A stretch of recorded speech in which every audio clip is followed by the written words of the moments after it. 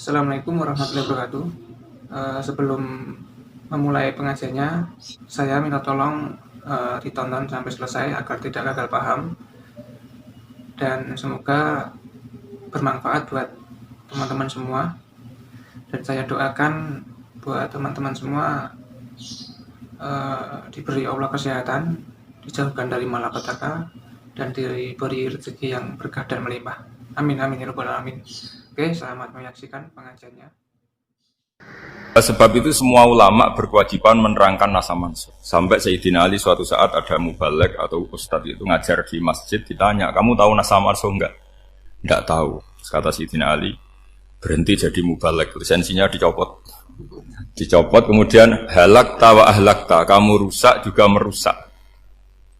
Kenapa demikian? Logikanya begini, semua nabi itu kan panutan. Saya ulang lagi ya, semua nabi itu panutan. Tapi kalau kamu tidak tahu nasaman, so jangan-jangan kamu ikut nabi sebelum kamu, yang nasahnya itu syariatnya sudah apa?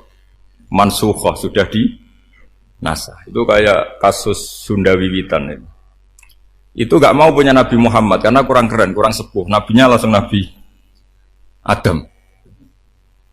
Resikonya adalah beberapa aliran sesat itu, aliran yang kurang benar itu, zaman Nabi Adam kawinan otomatis sama saudaranya. Lalu masa sekarang kita membolehkan kawin sama apa? Kalau sama Nabi Adam mau tidak mau. Karena yang cowoknya ya bin Adam, putrinya binti.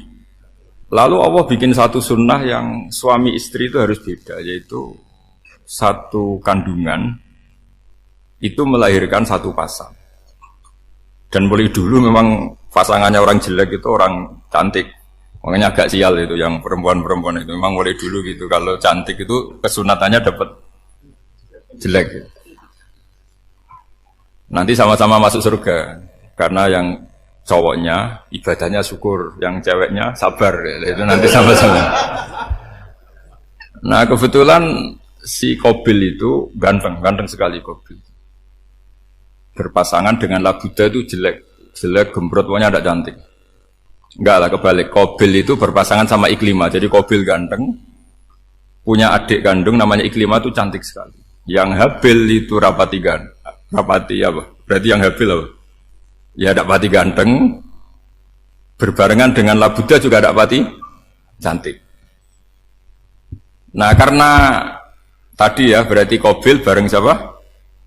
Iklimah, Habil, Labuda. Maka untuk kawin ini nggak boleh satu kandungan. Jadi dulu karena nggak ada perbedaan ibu bapak, mau tidak mau beda. Yang penting beda. Yaitu akhirnya apa? Qabil dapat Labuda, yang Habil dapat Iklimah karena beda kandungan. Itu sudah cukup. Nah, akhirnya kan nggak terima si Qabil. Masa orang ganteng dapat orang jelek. Jadi mulai dulu itu maunya orang ganteng ya dapat orang cantik, nggak terima. Tapi Allah ngatur seperti itu. Akhirnya terjadi percekcokan. Nah, dulu itu semuanya itu religius, sehingga ukuran percekcokannya masih religi, yaitu ya gini saja, kita ngadakan kurban, yang diterima itu ya menang. Ya ternyata dalam kompetisi itu yang menang siapa? Habil. Akhirnya Habil jadi menikahi siapa? Iklim. Kalau sekarang kompetisinya kan siapa paling kaya ya menang, lebih gampang. Nah kemudian bayangkan misalnya, ya saya ini menerangkan nasa mansuh. Kita semua sering ngomong, sering berkoar-koar, sering menyarankan atau mewajibkan para nabi itu panutan dalam semua perilakunya. Ternyata ada beberapa perilaku yang sudah dinasah atau dihapus ketentuannya oleh syariatnya Rasulullah Shallallahu Alaihi Wasallam. Maka mengenali nasa mansuh itu keharusan dalam ulumul Quran. Ya, makanya Allah mengatakan apa? Manansah min ayatin aw nunsiha pasti na'ti bi khairim minha aw misli. Jadi saya nerangkan nasah mansuh itu dua sesi. Satu sesi antar nabi, dua di internal syariatnya apa? Sekali saja hari ini dok, sudah setelah itu anggap pinter sudah. Kalau sudah jangan tanya lagi. Nah, ada beberapa lagi syariat yang masalah metode. Dulu Nabi Nuh itu dibolehkan oleh Allah saking mangkelnya sama orang kafir. Seorang lagi, orang kafir itu kan biadab sekali, nempat buminya Allah, makan rezekinya Allah, kemudian mengkafirkan Allah. Pikirannya Nabi Nuh, orang biadab gini nggak layak hidup, itu pikirannya Nabi Nuh. Kalau dia pakai militer, tidak punya militer, ya pakai langit akhirnya. Pakai kekuatan langit, beliau berdoa, Rabbi la tadzar alal ardi minal kafirina dayyara. Innaka intadzarhum yudillu ibadaka wa la yalidu illa fajirong kafar. Ya Allah, mereka ini orang-orang kafir, padahal pakai bumi engkau, pakai rezeki engkau, matikan semua saja. Jangan sisakan satu pun. Karena kalau masih sisa, nanti anak turunnya ya gitu. Gennya gendo ya pasti melahirkan gendo. Gen wala yalidu illa fajirong kafar. Kalau kamu sisakan pasti melahirkan generasi gendo lagi, kafir lagi. Dituruti sama Allah. Kecuali orang 80 yang ikut Nabi Nuh. Nah, orang 80 yang ikut Nabi Nuh ini selamat karena iman. Maka generasi yang sekarang ini termasuk saya semua ini semuanya turunan orang iman. Maka kita ini punya dua status. Satu, Allah kadang manggil kita ya Bani Adam karena faktanya kita turunan Nabi apa? Adam. Panggilan kedua adalah dzurriyyataman hamalna ma'nuh. Orang-orang sekarang itu pasti turunan orang yang ikut perahunya Nabi Nuh. Jadi nasab kita ini sudah steril. Sudah tidak ada nasab lewat kafir karena yang kafir sudah habis. Semua orang sekarang itu turunan Nabi Nuh, yaitu disebut apa? Dzurriyyataman hamal nama. Itu sekitar orang 80. Nah, oleh Allah Subhanahu wa taala syariat seperti ini pernah dituruti, yaitu akhirnya mereka mati semua kecuali orang 80 yang mukmin.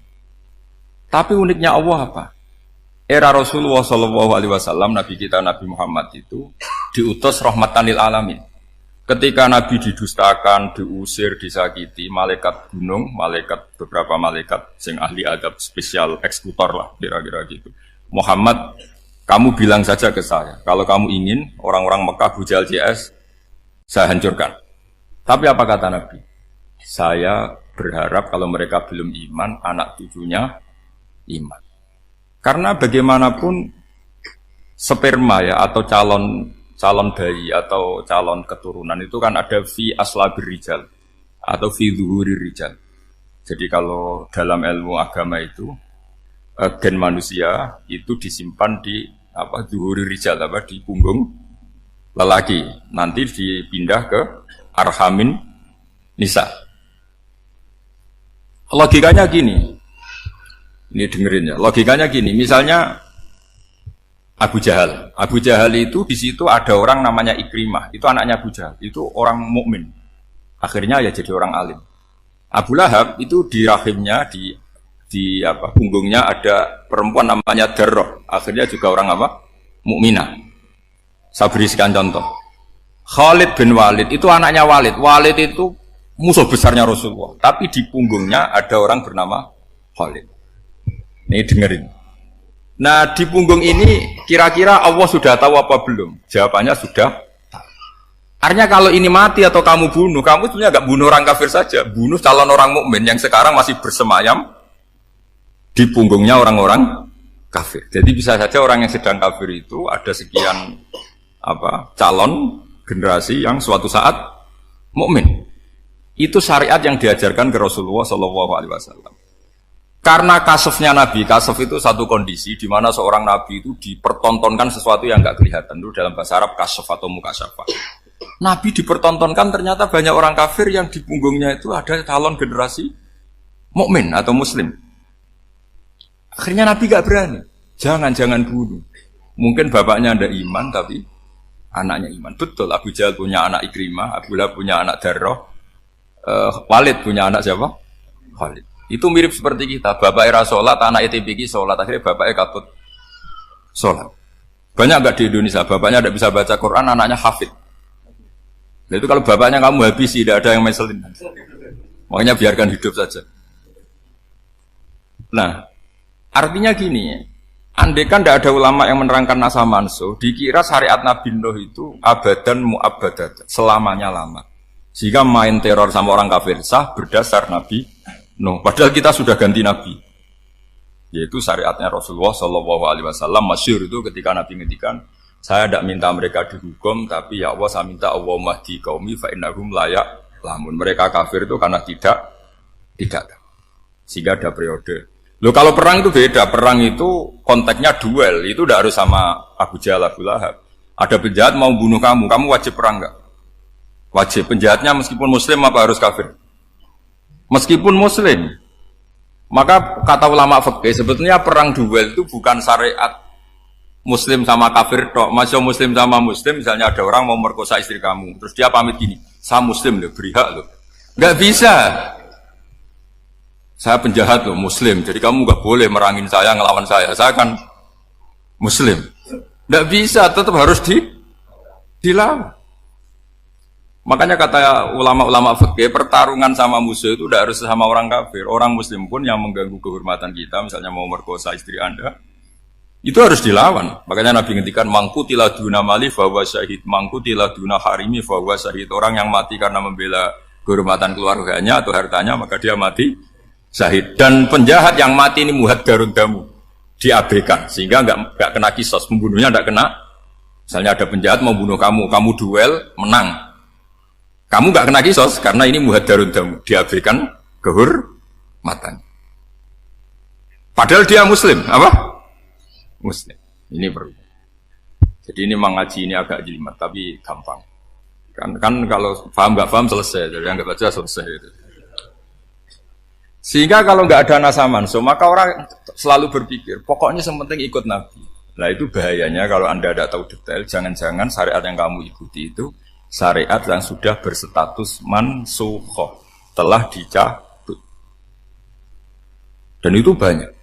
Makanya kata Sayyidina Ali ketika ada orang ngajar gak tahu nasa mansuh, halakta wa ahlakta, kamu rusak dan merusak orang lain. Seperti tadi pernah ada kawin itu satu turunan, yaitu era Nabi Adam. Masa kita sekarang kawin sama satu turunan, kan gak mungkin. Ya kan, pernah ada membumi hanguskan orang kafir, yaitu syariatnya Nabi No, itu dihapus oleh syariatnya Nabi Ibrahim dulu. Yaitu Nabi Ibrahim menghentikan apa? Faman tabi'ani fa innahu minni wa man asoni fa innaka ghafurur rahim. Ya, kalau orang ikut saya ya Allah ya pasti golongan saya. Kalau yang masih maksiat, masih balelo, saya berharap engkau ampuni. Akhirnya banyak orang kafir tobat. Coba era Rasulullah itu semua orang kafir Mekah itu kafir. Nabi belum wafat. Itu sudah ada 114.000 mukmin semua. Jadi Nabi menangi mayoritas orang menjadi mukmin dari mayoritas kafir, yaitu disebut wara'aitan nasa yadkhuluna fi dinillahi afwaja. Andai kan Nabi Muhammad pakai syariatnya Nabi Nuh, bisa enggak mengislamkan orang sebanyak itu? Enggak bisa kan? Maka ini penting mengenali nasah mansuh. Jadi periode cara wong Jawa maksud no tuntas. Robila tadar itu, pasot tuntas itu menghabisi itu habis di periode Nabi siapa?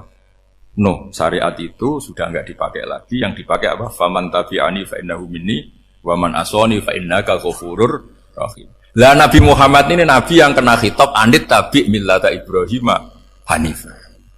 Jadi masternya Nabi Muhammad itu mentornya Nabi Ibrahim. Sehingga syariatnya ya faman tabi'ani fa innahu minni wa man asoni fa innaka ghafurur rahim. Tidak syariat Rabbila tadar alal ardi minal kafirina daya. Jelas ya. Jadi mengenali nasa mansuh itu penting sekali karena kalau enggak Anda halakta wa ahlakta, kamu merusak diri kamu sendiri juga merusak orang lain karena menfatwakan hukum yang sebetulnya sudah berstatus mansukh. Hanya berdasar itu kan syariatnya nabi-nabi dulu. Syariat yang apa? Syariat yang enggak pernah terhapus hanya satu, usuluddin, yaitu tauhid, itu sama. Tapi kalau syariat itu beda-beda atau furu'iyah itu beda-beda.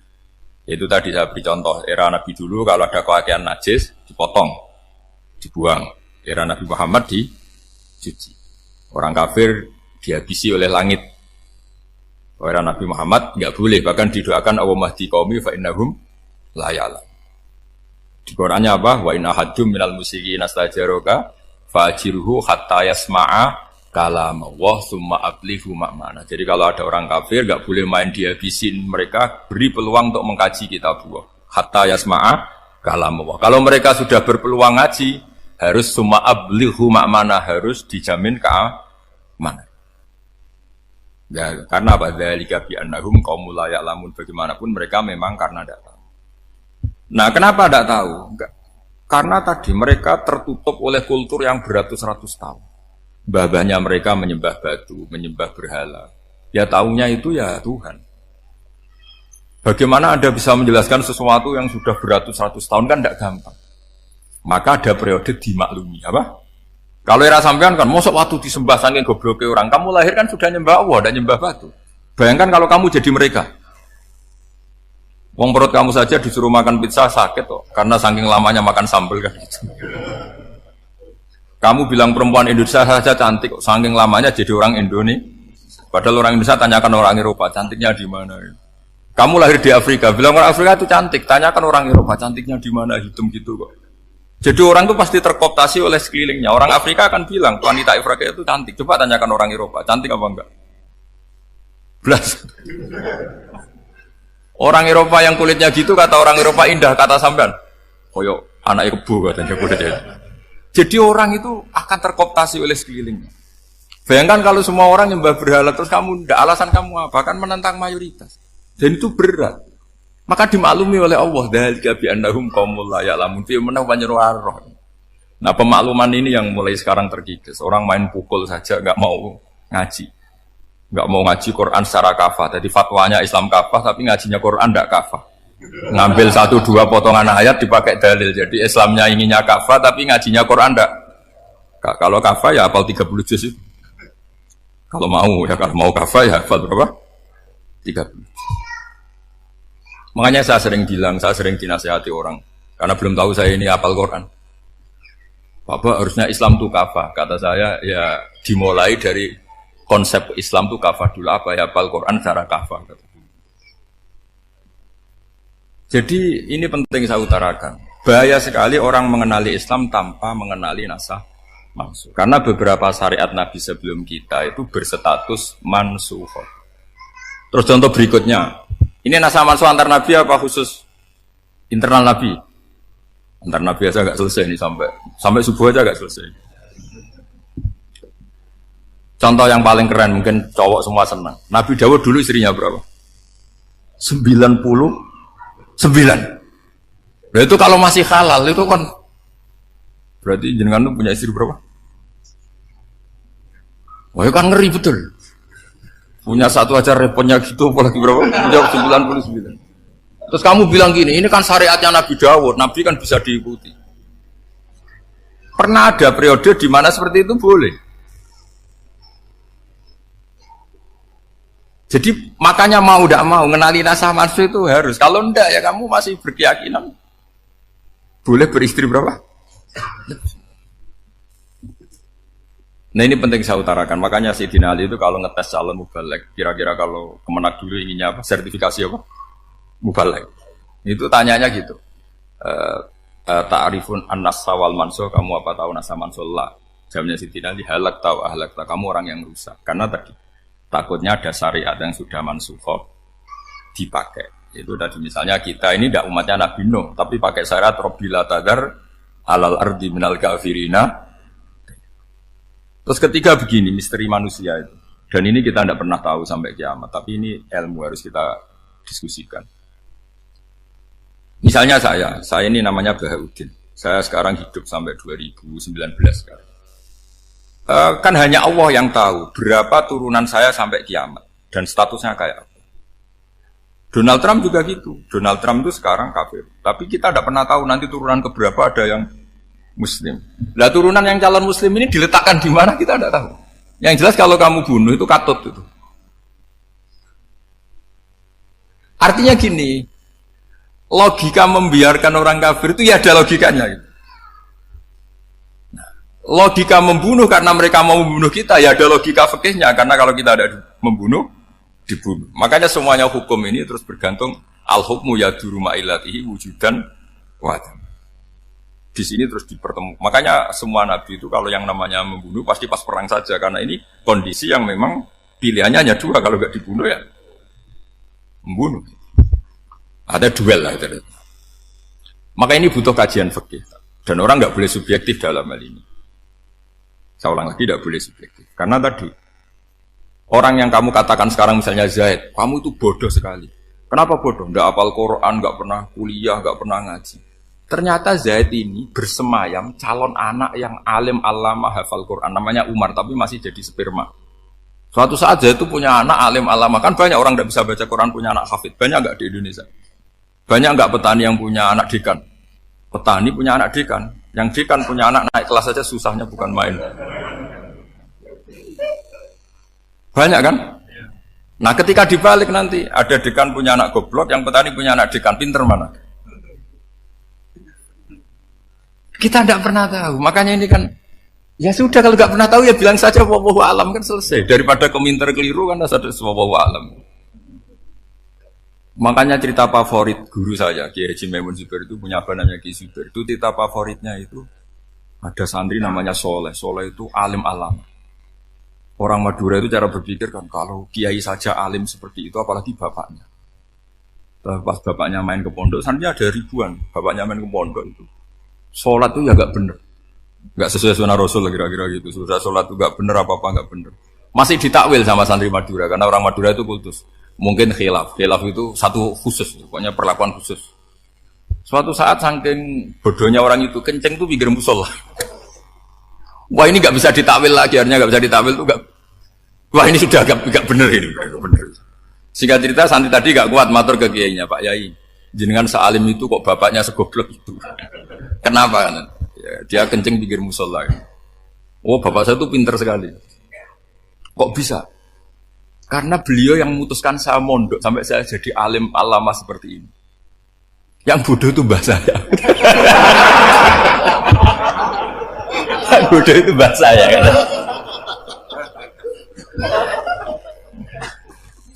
Artinya gini, sekarang misalnya Anda dekan, atau Anda rektor, atau Anda profesor, atau Anda kiai top, mubalek kondang.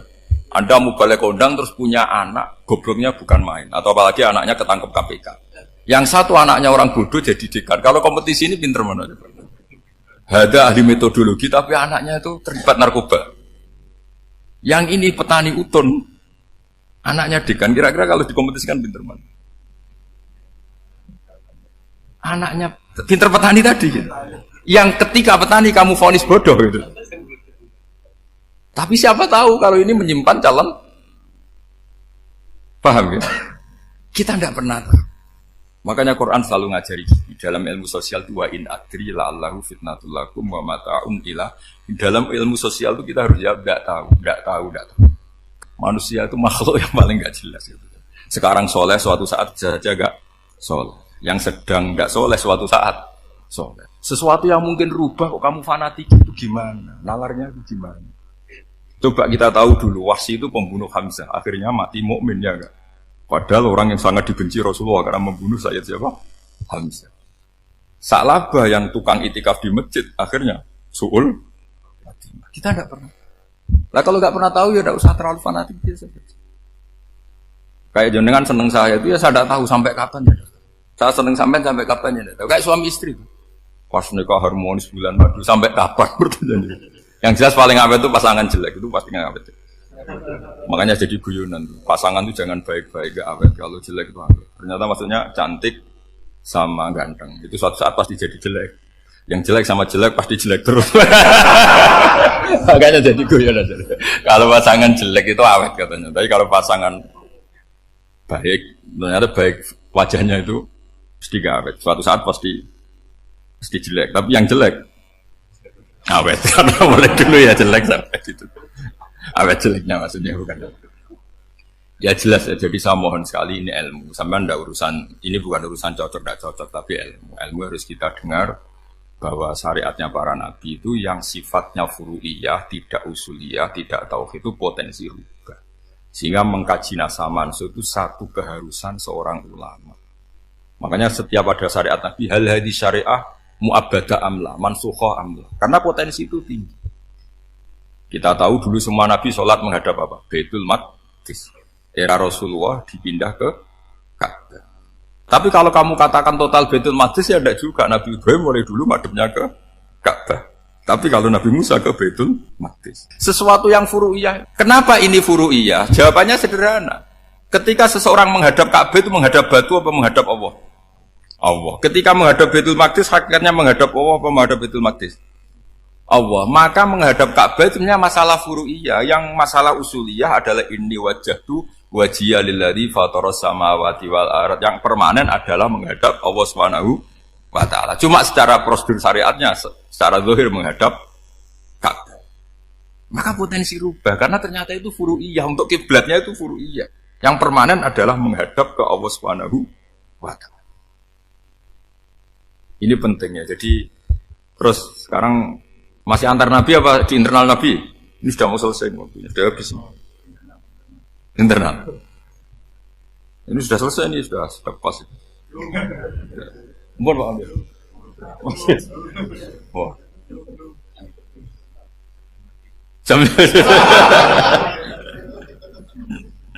Ini sudah. Sampai mana tadi? Terusnya apa enggak? Sudah ya, sudah kayaknya sudah. Biar kelihatan cerdas. Sekali pertemuan sudah pinter gitu. Berapa? Setengah jam sudah pinter gitu. Yang internal nabi apa antar nabi? Internal ya, sudah sekarang ke internal. Kalau internal lebih banyak lagi contohnya. Yang masyhur tentu masalah Baitul Maqdis. Dulu Rasulullah pernah sholat menghadap Baitul Maqdis 16 bulan. Berapa? 16 bulan. Kila 17. Pokoknya khilafnya hanya 16 dan 17. Kalau ada bilang 10 bulan berarti tidak pernah ngaji. Khilafnya, karena khilafnya itu hanya 17 sama 16. Akhirnya sama Allah diminta disuruh menghadap ke Ka'bah. Saya ulang lagi, itu tetap masalah antar nabi sebetulnya. Begini, makom itu kalau dalam bahasa Arab bukan kuburan. Kalau di Indonesia kan makomnya Sunan Bonang itu kan kuburan. Kalau makom dalam bahasa Arab itu sesuatu yang pernah dipakai singgah, itu namanya apa? Makom. Lalu Rasulullah itu pertama di Medina itu madhep Baitul Maqdis itu 16 bulan.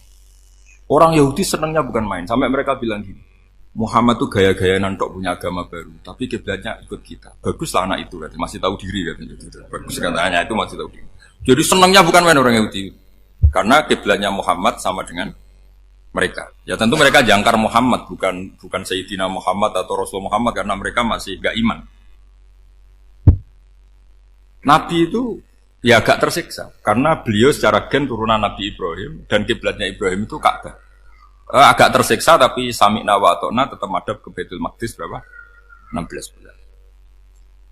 Suatu saat Nabi Muhammad itu disuruh madhab Ka'bah. Ini dengerin. Akhirnya madhab ke Ka'bah. Apa yang terjadi? Orang Yahudi komentar gini, Muhammad itu gimana? Dia di perantauan rindu sama keluarganya, terus rindunya itu diaplikasikan jadi perilaku agama. Jadi dia madhab Ka'bah dianggap kangen. Kayak saya kan orang Rembang. Rembang itu apanya Jogja? Timurnya apa? Nggak, Jakarta itu mana Jakarta itu? Barat sana ya. Ibaratnya saya orang Jakarta, terus merantau di Jogja. Dulu kiblatnya itu menghadap ke timur, terus ketika madhab ke barat kata sampean, wah itu padune kangen apa? Keluarga. Juga kurang ajar orang Yahudi.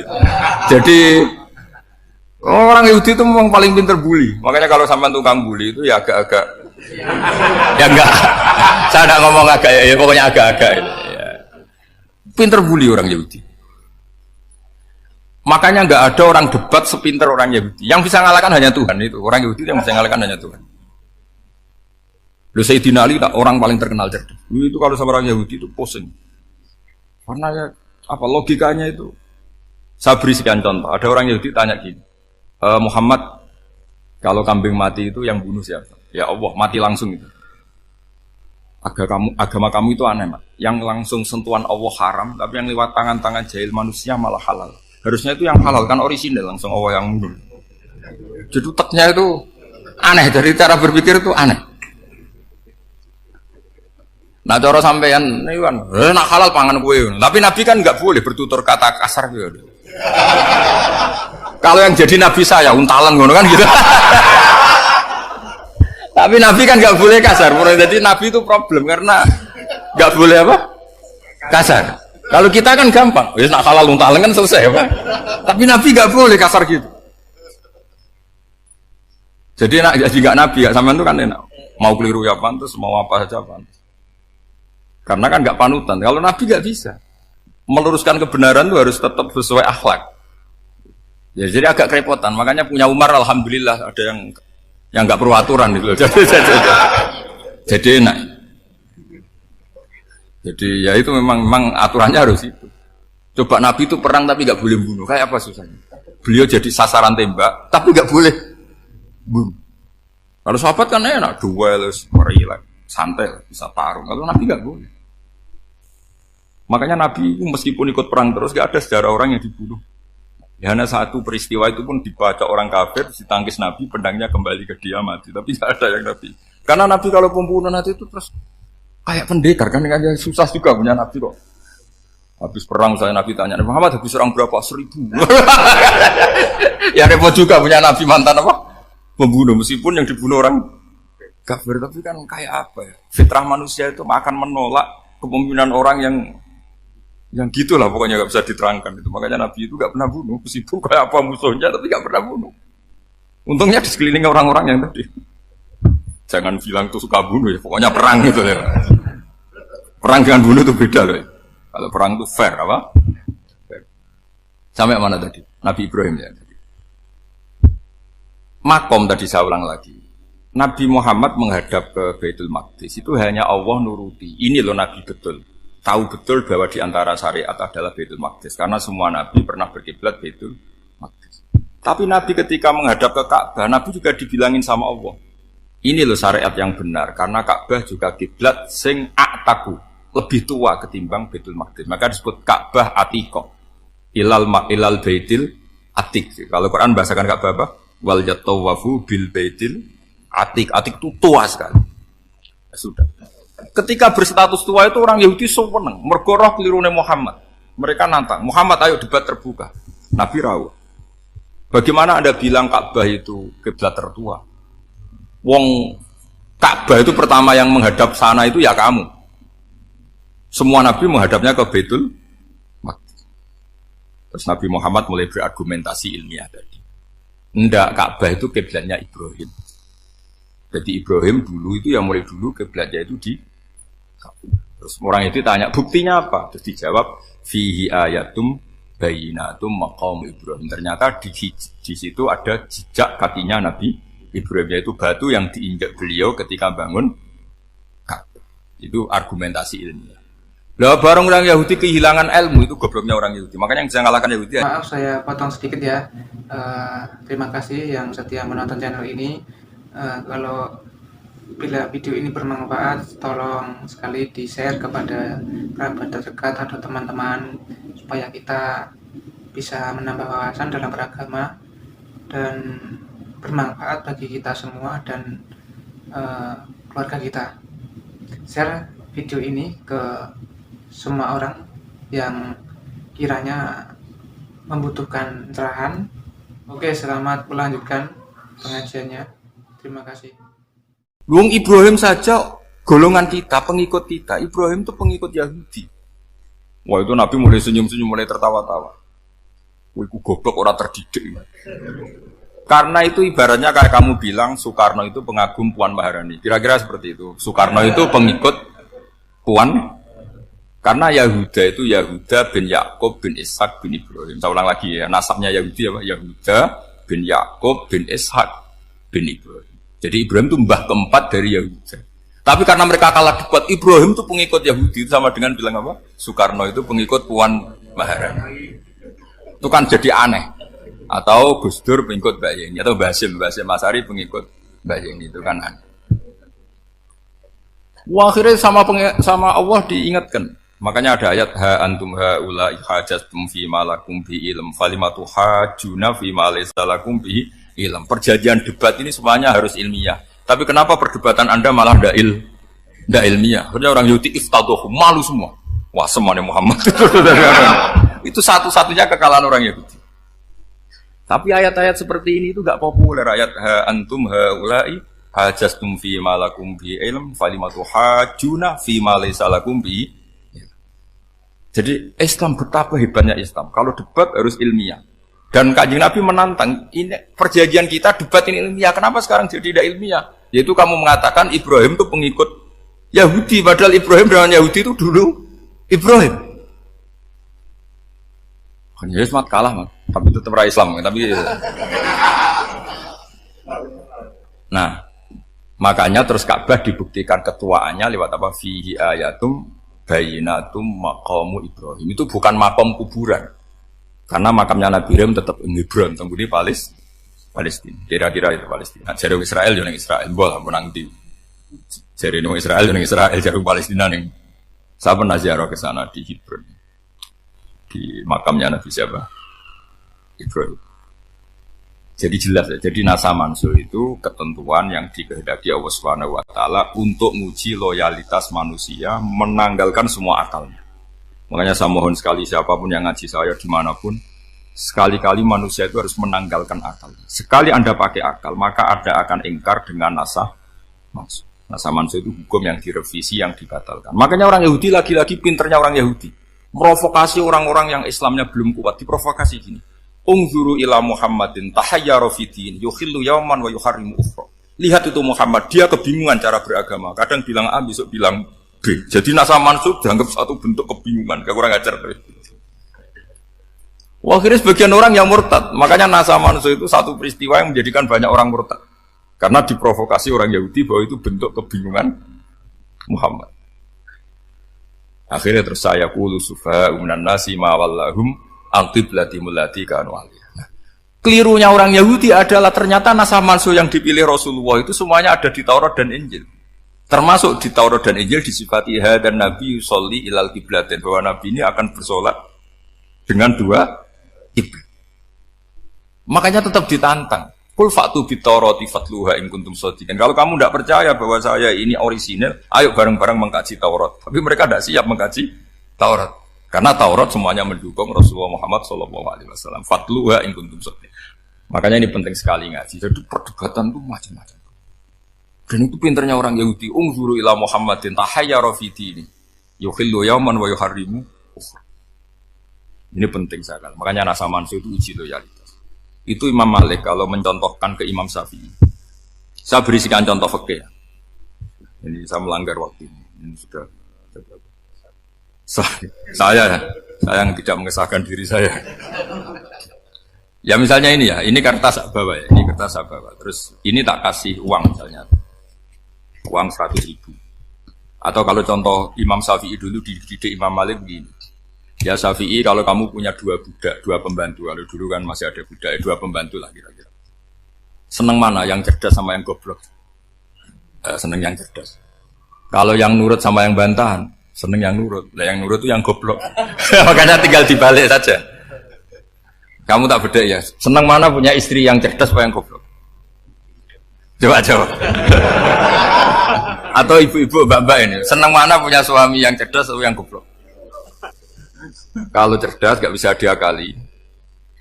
Tapi goblok nurut tapi ya kadang sini-sini kan dengan sini.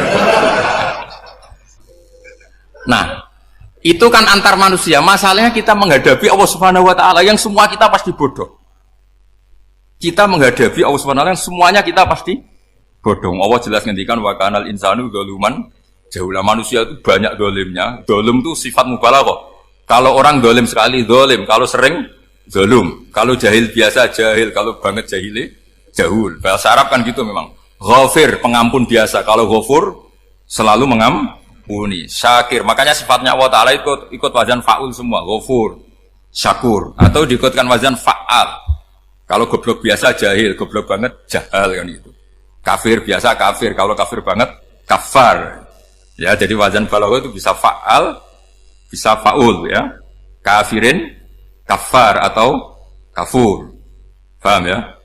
Malah kok malah ngaji nahwu. Ya, tapi ini memang perangkatnya ya. Ini kan perang mau tidak mau.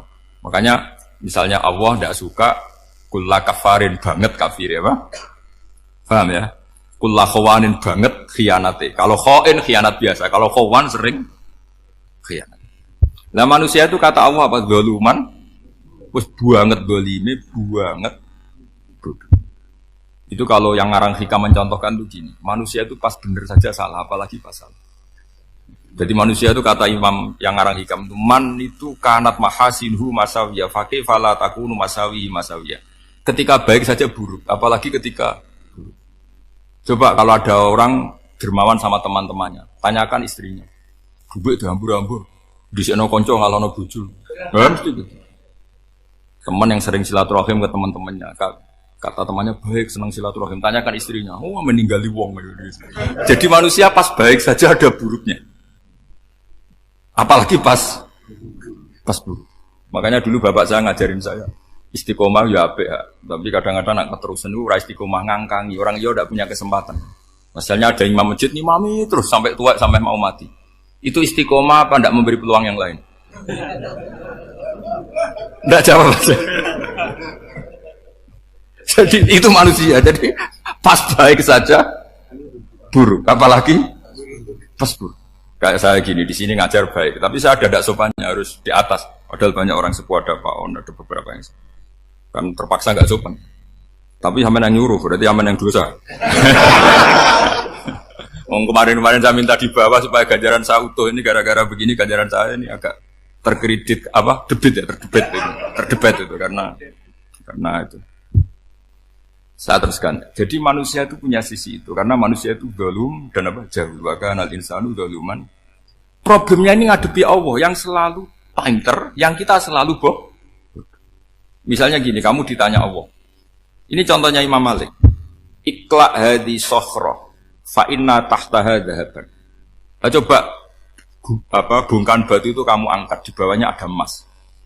Lalu budak yang pinter berlogika, oh disuruh buka itu karena ada emas toh.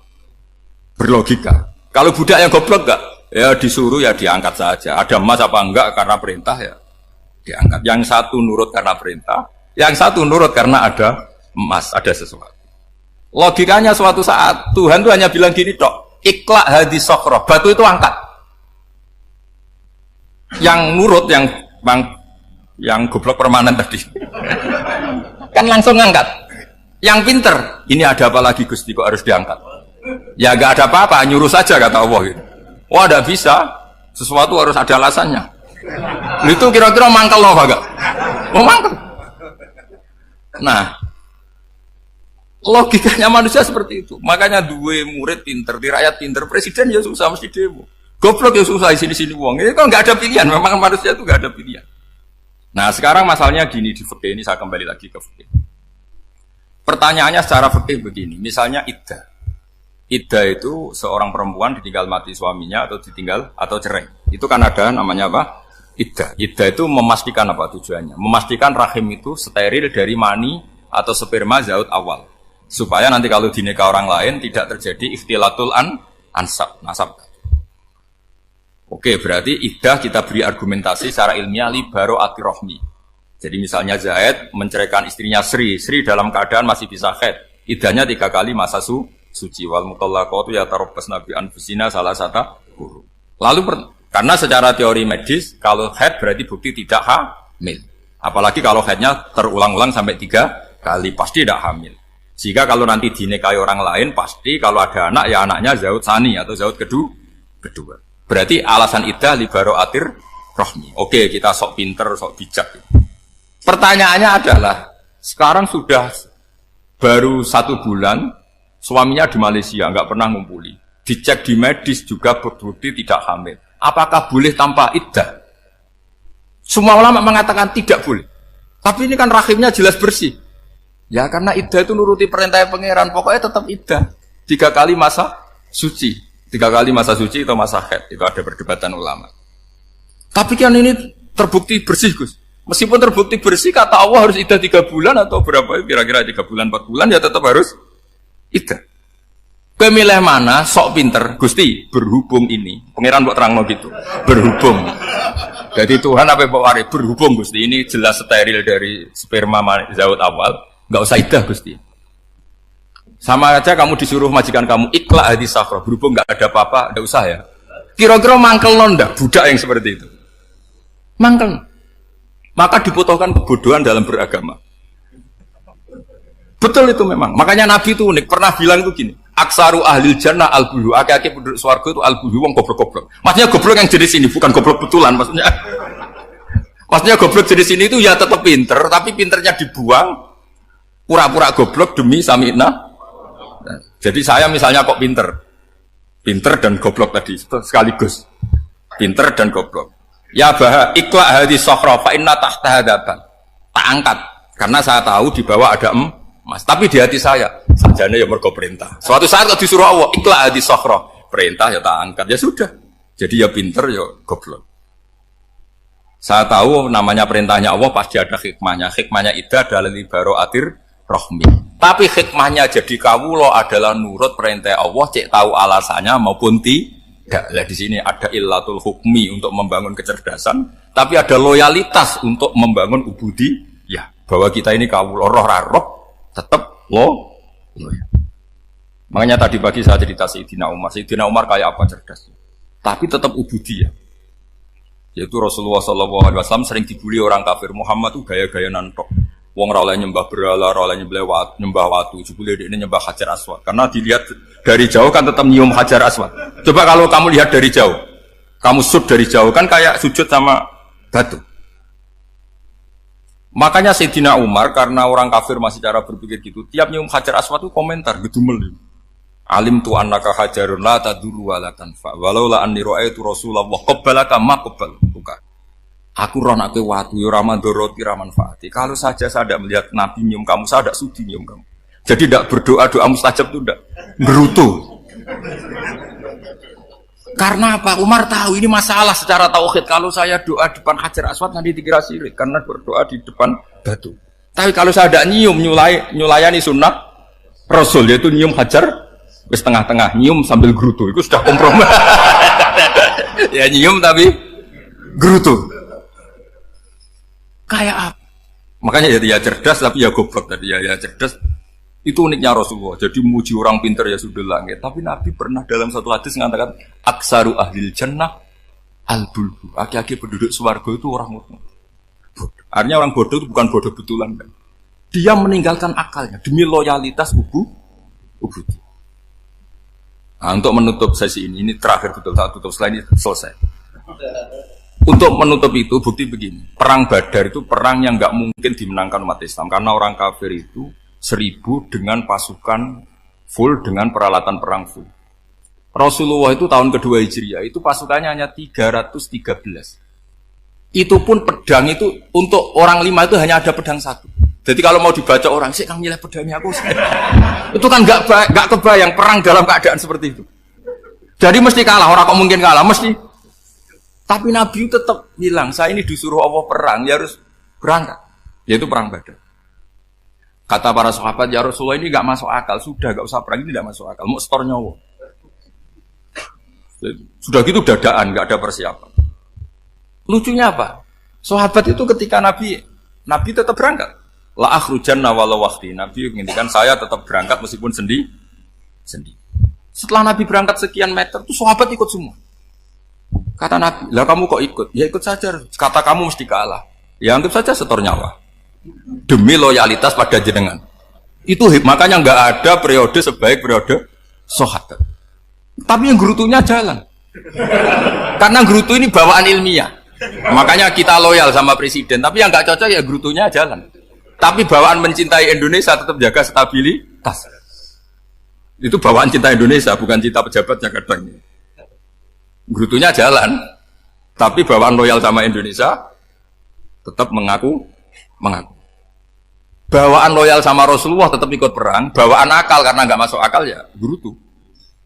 Dan itu uniknya Quran itu mengapresiasi itu dan dianggap nggak masalah.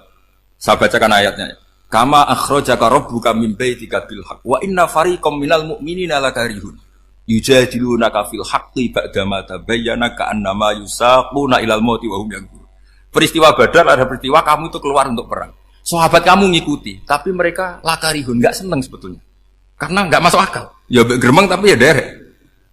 Yujadilunaka fil mereka mendebat kamu dalam kebenaran. Jadi ya Rasulullah wong perang kawan kalau jenengan lakoni alasane nopo? Lah kok melok? Ya saya harus ikut jenengan Nabi. Itu unik. Kalau orang sekarang mana mau, kalau gak masuk akal gak mau melakukan. Coba misalnya istri kamu belajarnya dikurangi. Anggap saja petualangan latihan hidup di masa lalu. Gak mau. Padahal petualangan itu hal yang indah. Petualangan itu kan hal yang indah. Kan gak mau. Oh ngirit aja alasan. Tapi lucunya kalau tidak camping bermiskin-miskin di hutan mau. Karena PDW, tapi suami yang ngongkon. Ayolah seminggu ini kita model miskin. Anggap aja petualangan masa lalu. Enggak mau. Karena pinter, apa? Coba kalau bodoh. Ya ngono ya apa-apa Mas. Tapi resikonya anak bodoh, pas kamu sakit ya dibiarin. Karena dia melihat sakit kan biasa, namanya manusia. Jadi makanya ini pilihannya susah, hidup itu malah susah makanya ini. Jadi uniknya Quran gitu, Quran itu membolehkan psikologi manusia. Makanya Allah ngendikan kutiba alaikumul qital wa huwa kurhul lakum. Ya saya tahu kamu tidak suka perang. Allah yang ngakui bahwa kurhul enggak apa-apa. Tapi ketidaksenangan kita harus dilawan demi mengikuti Allah dan misalnya perempuan Allah juga gitu. Wa ashiruhunna bil ma'ruf. Gauli istri kamu muamalah secara baik. Kata Allah fa in karihtumuhunna fa asa an takrahu syai'a wa ja'alallahu fi khairan katsira. Mungkin ada watak yang kamu tidak suka, tapi di situ ada kebaikan. Allah ngaku yang namanya suami mesti ada watak yang enggak suka dari istri.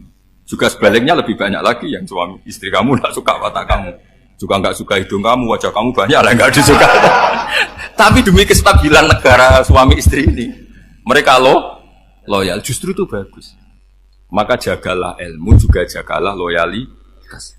Itu yang perlu saya utarakan. Jadi makanya agama ini dibangun dua. Satu kecerdasan hikmah, yaitu ya al-hukmu ya duru ma'ilati wujudan wa adaman. Tapi juga ada ubudiyah, bahwa agama ini milik Allah. Maka sami'na wa ta'na. Karena begini logikanya, saya ulang lagi masalah batu. Iqla hadis sokhro fa inna tahta adaban. Terus saya angkat, pembantu saya ngangkat. Dia saya gaji atas nama apa? Nurut kan? Atas nama menemukan emas apa atas nama nurut? Nurut, karena emas itu juga penemuan saya, milik saya. Ngangkat batu yang nggak ada emasnya juga atas nama nurut. Jadi rapot yang saya berikan ke pembantu saya itu tentang nurut dan tidak nurut. Saya kan tidak peduli dengan cerdas dan tidak cerdas. Itu kan tidak sesuatu yang menguntungkan saya. Nah Allah juga gitu. Kecerdasan kamu, pinter kamu itu tidak menguntungkan Allah Subhanahu wa Ta'ala. Karena Allah itu tidak butuh pinter kamu, cerdas kamu. Allah hanya butuh mental ubudiyah kamu. Makanya Allah mensifati nabinya hanya subhanalladzi asra bi abdihi, karena status tertinggi manusia adalah sifat kehambaan. Makanya ya Tuhan nafsul mutmainnah irji'i ila rabbiki radiyatan mardiyah fadkhuli fi ibadi. Berstatuslah sebagai hamba baru wadkhuli jannah. Nah kalau kamu berstatus hamba ya harus baik, enggak usah kalian bantah. Coba kalau kamu rasional, ya Allah kenapa bikin surga nanti-nanti? Engkau kan bikin sekarang, ngapain repot-repot nanti? Jadi kacau semua agama. Makanya yang perlu didahulukan adalah status ya Tuhan nafsul mutmainnah irji'i ila rabbiki radiyatan mardiyah fadkhuli fi ibadi. Masuklah berstatus sebagai hamba saya. Khasnya hamba tadi ya cerdas, karena semua yang diperintahkan Allah pasti ada hikmahnya. Tapi kecerdasan ini kadang kita tinggalkan demi loyalitas ubudiyah. Ya, saya kira demikian. Assalamualaikum warahmatullahi wabarakatuh.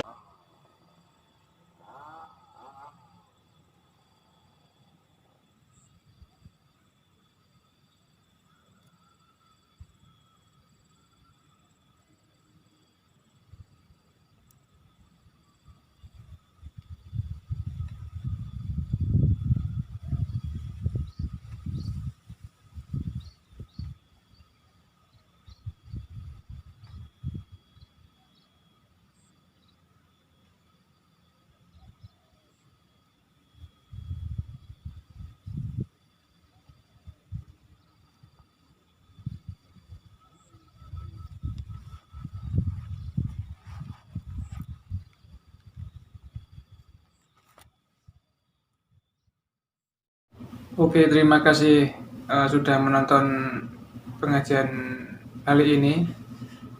Semoga bermanfaat. Jangan lupa share ke teman-teman atau kerabat terdekat. Dan sampai jumpa di video selanjutnya. Assalamualaikum warahmatullahi wabarakatuh.